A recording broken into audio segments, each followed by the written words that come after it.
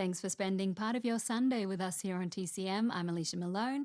Now, I love a Betty Davis drama, and there are so many good ones, but it's always great to see her in one of the handful of comedies she made in her career.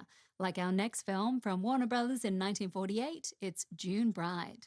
Her co-star here is Robert Montgomery. He is Carey, a reporter who is reassigned to work on a woman's magazine under the editor Linda Betty Davis. They travel to Indiana to cover a wedding, but here's the twist. These two were once in love with each other. June Bride reunited Betty Davis with two men she worked with earlier the same year on a drama called Winter Meeting, producer Henry Blank and director Breton Windust, which has to be one of the great names. In April of 1948, Warner Brothers took out a full-page ad in the trade papers to announce that, after wrapping Winter Meeting, the trio would soon begin work on our movie June Bride and then would make a film version of the Edith Wharton story Ethan Frome. And this big announcement by the studio is all the more interesting, given that Betty Davis herself said that Winter Meeting was, in her words, a dog of a film. She felt that June Bride was assembled quickly to get everyone's mind off it, and that may be one reason the third movie they announced never materialized.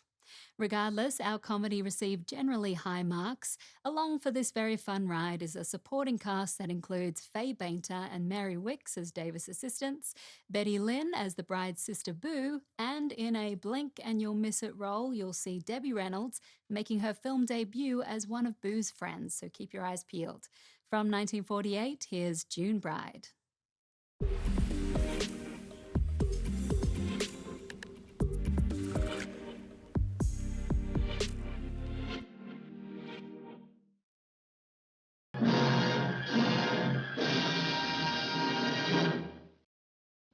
As we just saw, Betty Davis has rarely looked more glamorous, or I should say chic, than she does playing Linda Gilman in June Bride. Her clothes in the film were designed by the famed costumer Edith Head, who Davis had never worked with but had a great deal of respect for. Davis admired the fact that Head was a selfless designer who created clothes not for the actress, but rather with each specific character in mind. Linda Gilman's wardrobe was chic by necessity. It was so glamorous, in fact, that Betty Davis was photographed to appear in multiple fan magazines, something which hadn't happened since her hit film Now Voyager 6 years before.